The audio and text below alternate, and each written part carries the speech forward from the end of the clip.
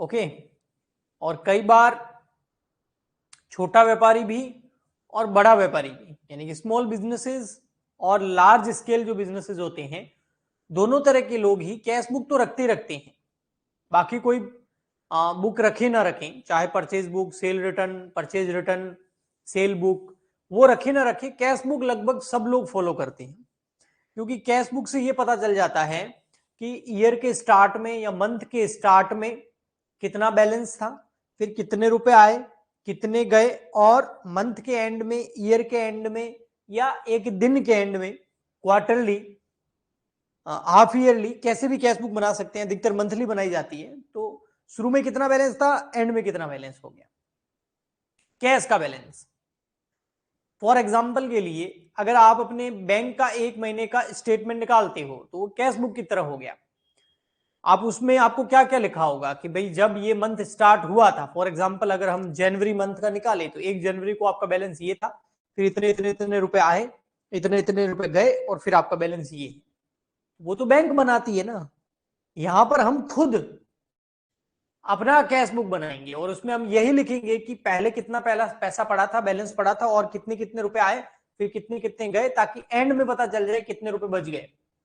तो cash book का जो क्लोजिंग बैलेंस होता है, जो एंड में रुपए बता रहा है, वो का वो बैलेंस हमारे पास अवेलेबल भी होना चाहिए। तो क्रॉस चेक हो जाता है कि कोई गड़बड़ नहीं हुई है, किसी प्रकार का कोई फ्रॉड एरर नहीं हुई है। अगर हुई है तो उसका पता लगाओ। कैश बुक जो सिंपल है, दो तरह की होती है।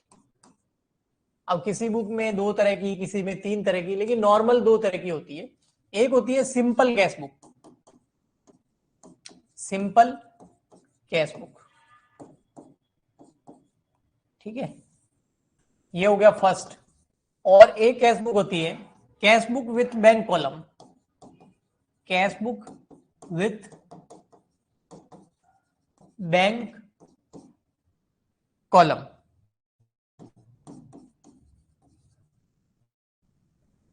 तो दो तरह की कैश बुक होती है। आज के इस लेक्चर के अंदर हम सिंपल कैश बुक समझेंगे। फिर उसके बाद कल का जो लेक्चर आएगा, कल का जो लेक्चर आएगा, ओके रुचि, अब आप एंड में पूछना है ना, इतनी देर हो गई है, अब आप बोल रहे हो। अभी पहले ये क्लास कंटिन्यू करते हैं, ठीक है। हाँ, तो कल का जो लेक्चर आएगा उसमें हम cash book with bank column करेंगे। अभी हम कौन सी कर रहे हैं, सिंपल कैश बुक कर रहे हैं, ठीक है। तो देखिए, हम करते हैं सिंपल कैश बुक।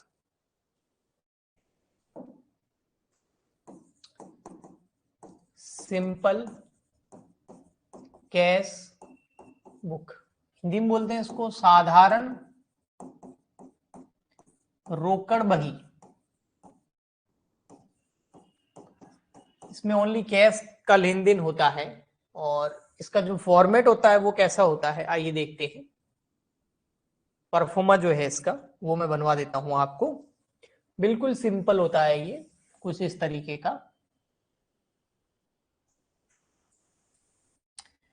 इसमें दो साइड होती है, एक डेबिट साइड, एक क्रेडिट साइड।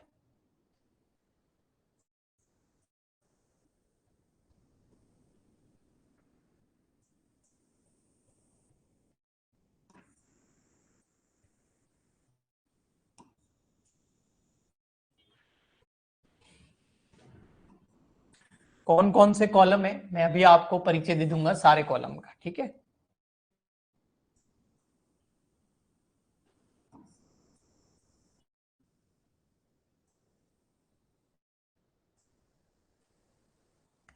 हाँ जी,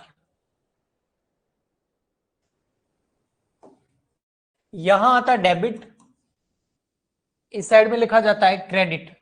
आवाज नहीं आ रही, आवाज कट हो रही है। हेलो, हेलो, अभी ठीक है? प्लीज, सब जो अच्छे बोल रहे हैं तो फिर कोई प्रॉब्लम ही होगी। हेलो, हेलो, यहां तो सही बता रहा है। एक बार वापस चेक कीजिए, देखिए अभी ओके है? अभी भी प्रॉब्लम है क्या आवाज के अंदर?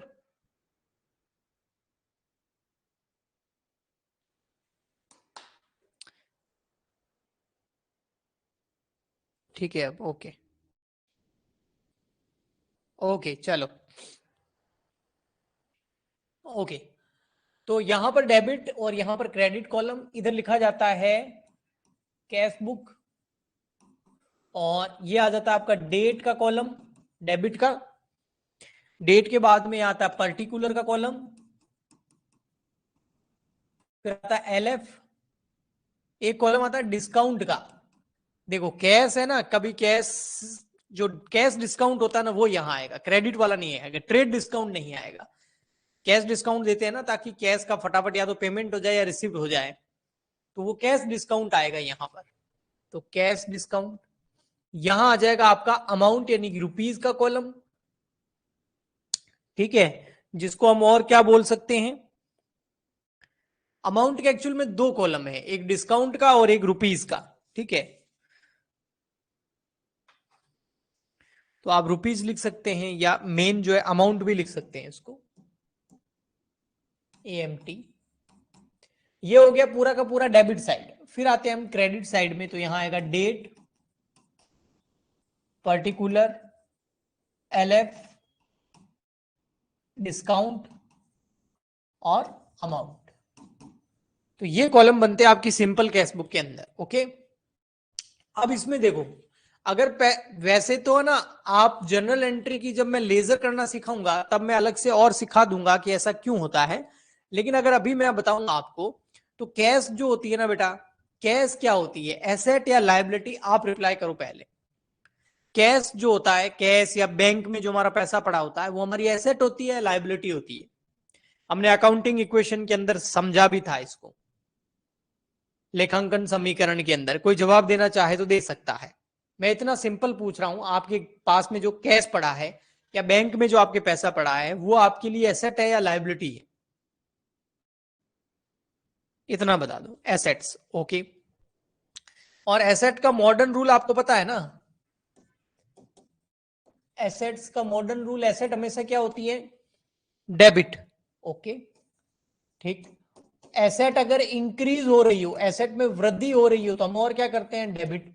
और एसेट में कमी हो करते हैं, क्रेडिट। ये करते हैं, ये एसेट का मॉडर्न रूल है। ऐसे कैसे, लायबिलिटी का भी बताया मैंने, लायबिलिटी हमेशा क्या होती है, क्रेडिट होती है। लायबिलिटी को इंक्रीज करना हो तो और क्रेडिट करो, डिक्रीज करना हो तो डेबिट करो। बट यहां पर तो एसेट की बात करेंगे हम, क्योंकि कैश एक एसेट होती है। तो इसी रूल के हिसाब से मैं अगर आपको यहां पर समझाऊं, तो एसेट जो है, कैश जो है वो एसेट होती है, अगर बढ़ेगी प्लस होगी तो हम क्या करेंगे, डेबिट। यानी कि एसेट में वृद्धि होगी, कैश में वृद्धि होगी, कैश रिसीव होगा, पैसे आएंगे तो हम डेबिट करेंगे, क्योंकि पैसे आने से हमारी एसेट बढ़ेगी। और अगर पैसे जाएंगे यानी कि कैश जो है वो कम होगी, यानी कि एसेट कम होगी, और एसेट कम होती है तो हम क्या करते हैं, डिक्रीज, है ना, तो उसको हम क्या करेंगे, क्रेडिट। यानी कि, और कैश डिक्रीज कब होगी, एसेट कम कब होगी, जब हम पेमेंट करेंगे यानी कि भुगतान करेंगे। तो पैसा आएगा तो डेबिट में, पैसा जाएगा तो क्रेडिट में। ऐसा क्यों, उसकी रीजन पीछे मैंने मॉडर्न रूल आपको बताया, ओके, ठीक। क्योंकि कैश आने से एसेट बढ़ेगी, कैश बढ़ेगी तो डेबिट में, और अगर कैश जाएगी तो उससे एसेट कम होगी तो हम क्रेडिट में लिखेंगे। यहां हम लिखते हैं इधर डेबिट साइड में सारा इधर टू लिखा जाता है, और क्रेडिट साइड में सारा क्या लिखा जाता है, बाय। ये प्रेजेंटेशन का एक तरीका और कुछ भी नहीं है, ठीक, ओके। तो अभी इसको मैं जो है आपको एक क्वेश्चन से करवाता हूं, ठीक है। तो देखिए कैसे हुआ है, enter the following transaction in simple cash book. आपको इन ट्रांजेक्शन को सिंपल कैश बुक के अंदर दिखाना है, ठीक है। तो हम सबसे पहले हमें क्या करना पड़ेगा, सिंपल कैश बुक का फॉर्मेट बनाना पड़ेगा। आइए बना लेते हैं। सर वो वाला काम ले लो ना, नहीं वो फॉर्मेट आपको काम नहीं लेना है, क्योंकि वो हमको बना के रखना है प्रेजेंटेशन के अंदर, जब आप नोट्स बनाएंगे अपनी नोटबुक के अंदर, तो उसमें इस आंसर के लिए हम दूसरा बना देते हैं। अमाउंट का कॉलम आ गया, अगर कोई डिस्काउंट आएगा तो यहां आ जाएगा, LF का कॉलम एक यहां आ जाएगा, और फिर यहां डेट आ जाएगी। ऐसे कैसे हम इधर भी कर देंगे, यहां डेट का कॉलम ले लेंगे, पर्टिकुलर, LF, और उसके बाद में डिस्काउंट और अमाउंट। तो इस तरीके से हमने ये कॉलम बना लिए। इसके ऊपर लिख देंगे कैश बुक, यहां लिख देंगे डेबिट, पैसा आएगा तो प्लस इधर, पैसा जाएगा तो माइनस इधर। Date particular LF discount amount, date particular LF discount amount. अब क्वेश्चन पढ़ते हैं, देखो ज्यादा टाइम थोड़ी लगा, 2 मिनट में फॉर्मेट बन गया। ये जनवरी 2017 की बात कर रहा है, यानी कि जनवरी महीने का हमको डेटा दे रहा है कि कितना कैश आया और कितना गया। ओके, ये लिख रहा है स्टार्टेड बिजनेस विथ कैश 5,000 रुपए, यानी कि 5,000। इधर अमाउंट कितना दिया हुआ है 5,000, इधर दिया हुआ 1,000, इधर दिया हुआ 2,500, इधर 4,000, इधर 200, इधर 100, इधर 300, इधर 500, इधर 1,000। अगर आपको नहीं दिख रहा है तो मैंने लिख दिया। Okay, started business with cash, cash से बिजनेस स्टार्ट किया। तो एंट्री तो आपको पता ही है इसकी क्या होती है, cash account debit to capital. लेकिन बिजनेस में तो पैसा आया ना, व्यापारी कैपिटल लगा रहा है बिजनेस में, तो बिजनेस में तो 5,000 रुपए रिसीव हुए। यस, तो हम यहां पर रिसीव हुए तो डेबिट साइड में लिखेंगे। इधर कब रिसीव हुए, एक मंथ कौन सा,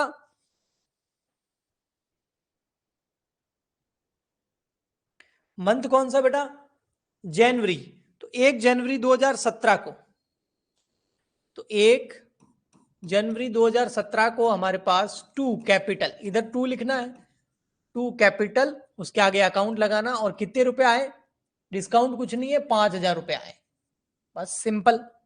पैसा आता जाएगा तो इधर लिखते जाएंगे, पेमेंट होगा तो इधर लिख देंगे। ओके, देखो नेक्स्ट,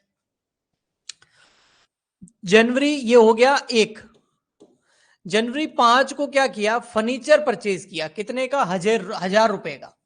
तो बेटा अगर हम फर्नीचर खरीदेंगे तो पैसा आएगा कि जाएगा, तो बहुत ही छोटा बच्चा जो होता है ना 3 साल का, वो भी बता देगा कि अगर फर्नीचर खरीदेंगे, कुछ भी चीज खरीदेंगे तो पैसा जाएगा। तो 5 जनवरी को 2017 को बाय लिख देंगे हम फर्नीचर। भाई पैसा कहां गया वो भी तो लिखना पड़ेगा ना, तो बाय फर्नीचर, कितना, कितने में खरीदा फर्नीचर, 1,000 में, तो 1,000 रुपए गए। तो कैश कम हो गया, एसेट कम हो गई, तो क्रेडिट में लिख दी। सिंपल, बहुत सिंपल है कैश बुक, सिंपल वाली तो बहुत ज्यादा, इसका नाम ही सिंपल कैश बुक, क्योंकि ये है ही सिंपल। नेक्स्ट है जनवरी 18, किसी को प्रॉब्लम हो तो बेटा पूछ लेना। कैश परचेज और खरीदा, क्या खरीदा, कुछ नहीं बोला हुआ तो गुड्स खरीदा होगा। तो कैश परचेज करी हमने 2,500 रुपए जनवरी 8 को, तो और पैसा गया, तो 8 जनवरी 2017 को बाय परचेज, गुड्स का नाम नहीं लिख के उसकी जगह हम परचेज ही लिखते हैं, याद है ना। अच्छा जी, हाँ, कितने का परचेज किया, 2,500 का। ओके जी, फिर उसके बाद में 12 जनवरी को और हो रहा है, 12 जनवरी को क्या कर रहे हैं, कैश सेल्स। 12 जनवरी को गुड्स बेचा है, कैश सेल मतलब गुड्स बेचा है, और गुड्स बेचेंगे तो पैसा आएगा, तो यहां पर आएगा डेबिट में। तो 12 जनवरी 2017 टू सेल्स, कितने का गुड सेल किया है, हमने किया है 4,000 का, तो यहां लिख देंगे 4,000, 4,000। किसी को भी कोई समस्या हो तो कमेंट कर देना बेटा, ठीक है। ओके, आगे है, फिर जनवरी 18 को, जनवरी 18 को क्या हुआ, इंटरेस्ट रिसीव किया, कितने का, 200 रुपए का, तो इससे भी कैश बड़ा होगा हमारा। तो 18 जनवरी को पैसा आया टू इंटरेस्ट,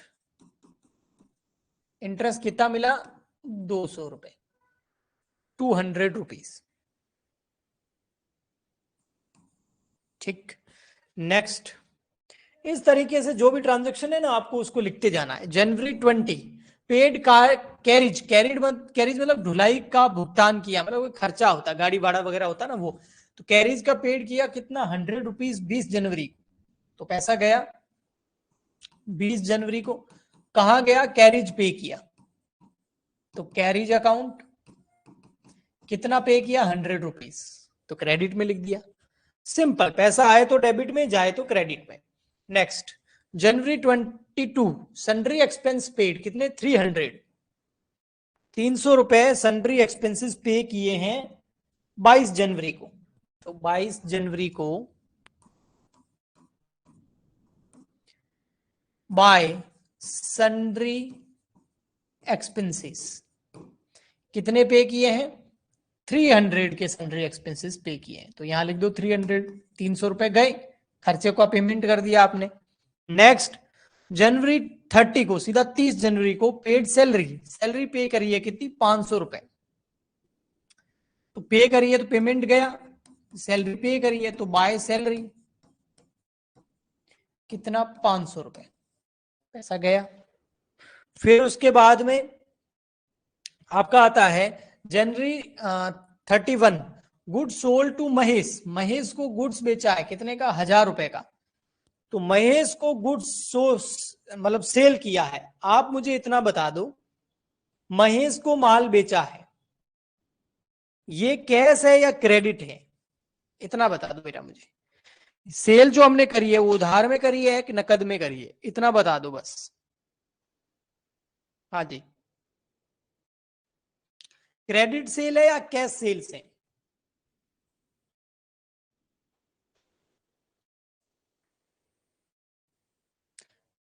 क्रेडिट सेल्स है ना। क्रेडिट सेल्स का मतलब क्या हो गया, उधार बेचा है। तो उधार जब बेचा है, महेश को बेचा है हमने, तो इसकी एंट्री हम क्या करते हैं, याद है, इसकी अगर जनरल एंट्री करें तो वो क्या होती है, Mahesh account debit to sales.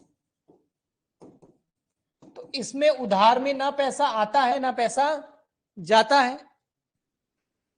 उधार माल बेचा है ना, तो बाद में देगा पैसे, तो जब देगा तब रिकॉर्ड करेंगे। तो ना पैसा आया ना गया, और जब ना पैसा आया और ना पैसा गया, तो ना कैश इंक्रीज हुआ ना कैश डिक्रीज हुआ, तो कैश बुक में नहीं आएगा।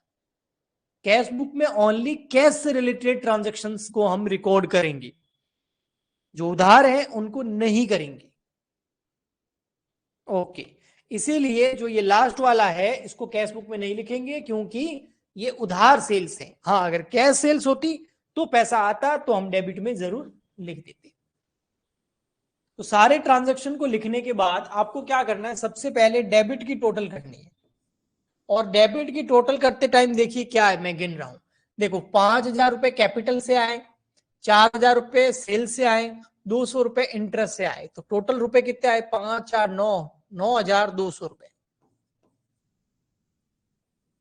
ठीक है, टोटल कितने आए, 9,200 रुपीज रिसीव हुए। ओके, अब 9,200 रुपए आपके पास टोटल आए हैं, रिसीव हुए हैं। ठीक है, गए कितने कितने, 9,200 में से ये लेस कर दो सब।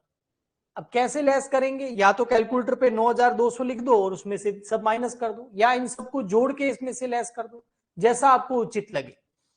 तो मैं ऐसे माइनस कर देता हूं, 9,200 माइनस 1,000 गए फर्नीचर के, 2,500 का गुड्स परचेज किया, 100 कैरीज एक्सपेंसेस पे किए, 300 के सन्ड्री एक्सपेंसेस पे किए, 500 की सैलरी पे करी। तो अब हमारे पास कितने बच गए, 4,800 रुपए। ये कैसे आया बैलेंसिंग फिगर में, इसको हम बोलेंगे 31 जनवरी 2017 को, यानी कि जनवरी के एंड में बैलेंस बच गया, तो इसको बोलेंगे बाय बैलेंस सीडी, कितना, 4,800। अब आपको क्या करना है, आपका जो गल्ला है, आपके जहां पैसे रखे हुए हैं वहां जाके चेक करो, 31 जनवरी को जब क्लोज कर रहे हो उस दिन चेक करो 4,800 रुपए है कि नहीं। अगर वहां पर 4,800 रुपए आपको मिल जाते हैं, तो इसका मतलब ये हुआ कि एकदम सही है, कोई किसी प्रकार का फ्रॉड या एरर नहीं हुआ है, मिस्टेक नहीं हुआ है, कोई गबन नहीं हुआ है, कोई चोरी नहीं हुई है पैसे की। अगर बैलेंस मैच नहीं कर रहा है, ज्यादा या कम आ रहा है, तो या तो एरर होगा या किसी प्रकार का कोई फ्रॉड होगा, आपको फिर उसका पता लगाना पड़ेगा। ओके, ठीक, बताइए, थम्स अप भेजो।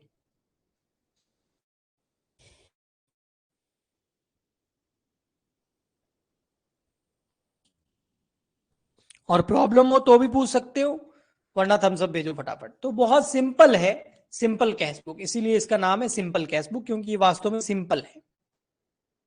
Okay, thank you. कोमल, आप प्रीवियस लेक्चर देख रहे हो ना?